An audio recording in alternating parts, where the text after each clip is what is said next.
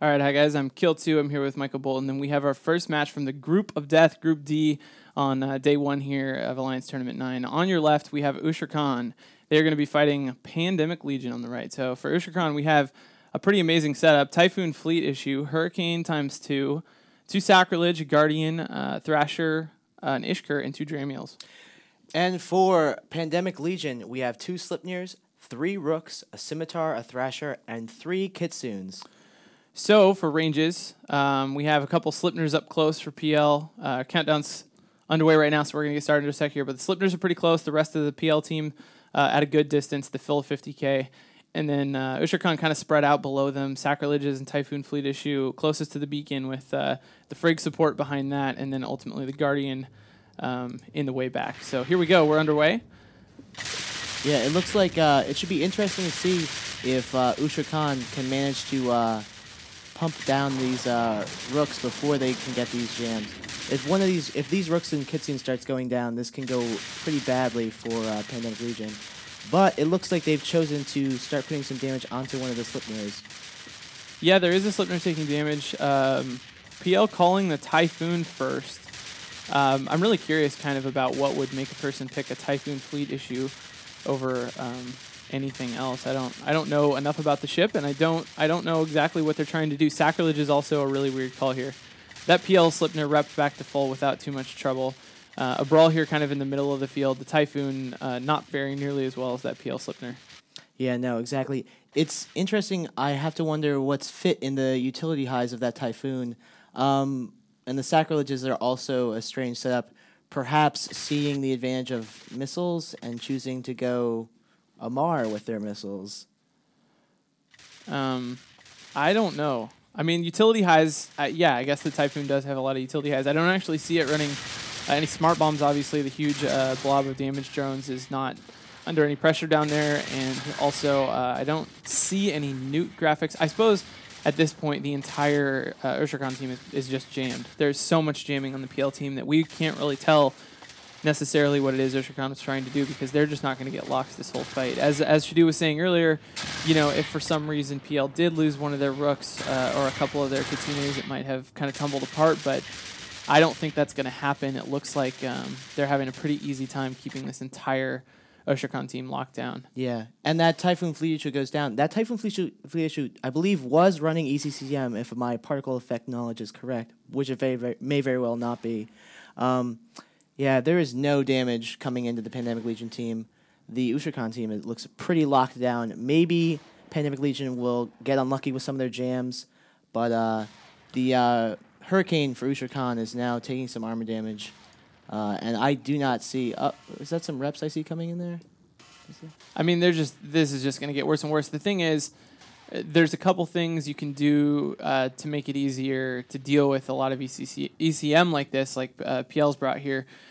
ECCM is one of those things, but another one is bringing a ship that has a kind of consistent spread of sensor types, and Ushra'Khan has that all wrong. They have a few Amar ships, several Minmatar ships, even a Glint ship, so spreading jammers should be pretty easy, and as I'm blabbing, Ushra'Khan's lost a few more ships. They lost a couple Friggs and one of their Hurricanes, so this just gets kind of more and more elementary as we go on, and the jamming pressure, you know, just promises to make sure that Ushra'Khan doesn't get a lock the rest of the fight. There is a smart bomb on those Sacrileges, but not a whole lot it can do with just one smart bomb. Yeah, no, exactly. One of the reasons those Rooks are so strong is that and they have insane jam strength, but they also do a reasonable amount of DPS with their missiles.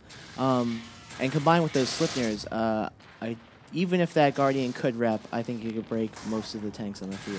Right, that's actually something I was talking, maybe we were talking about the other day, is that it feels like an ECM setup should be really light on DPS, and it is lighter than some other setups, but actually a team like what PL's brought here is not, it's not like a crippled setup from a damage perspective. It's putting out plenty of damage. The Slipners are doing a lot, and the Rooks are able to provide as much as you know, a lot of other cruisers would, so it's really not a terrible deal. Both Sacrileges down now. This is just complete domination, which we've come to expect from PL. Yeah, no, apparently all of Shadu's lies about how important he was, he's actually not that important. They seem to be doing just fine without him. But looks like the Guardian's going down now. Those Kitsunes, which people may not be seeing a lot in the normal EVE play, are actually very strong in the tournament. They have quite a bit of jamming for only 5 points apiece. So they make a great addition to these teams. Yeah, absolutely. Especially if you're expecting to completely lock down the team like this. You know, they're actually pretty fast, but they're very, very thin. So if you try to attack them on, I think we've seen a lot in the past as the Guardian goes down there with the Ishkar following shortly after. It seems like people have tried to attack the Kitsunes on as kind of an afterthought E-War buffer, and in that case, they're not very strong because they're so easy to kill. They usually just die like instantly at the start of the fight, but when they're part of a real coherent setup like this, they're enormously powerful for the point cost. I think you're right. Mm-hmm. Yeah, now we finally have some damage coming into the Hurricane. There was a brief pause there. Yeah, and actually, that reminds me, even though it's not the case here, we were starting to talk before about kind of the metagaming involved in the group setup here, where there's going to be teams that have a sure, by the third match of the group, they're going to have a lock on their advancement, and at that point, they sort of have points to offer their opponents, which could be bought or negotiated for. And not only that, but they're capable of making some predictions about what team they might have to fight, depending on whether they take first or second. And so we might see some, some kind of odd behavior based on trying to get yourself into the right spot in the next stage. No, exactly. And the two teams that come out of each block are actually set up so that they will not ever fight each other on the final day of the tournament until the final match. So really, when these teams are trying to pick who they're going to be fighting against, who gets out of their bracket, is potentially the team they're fighting against to win the tournament.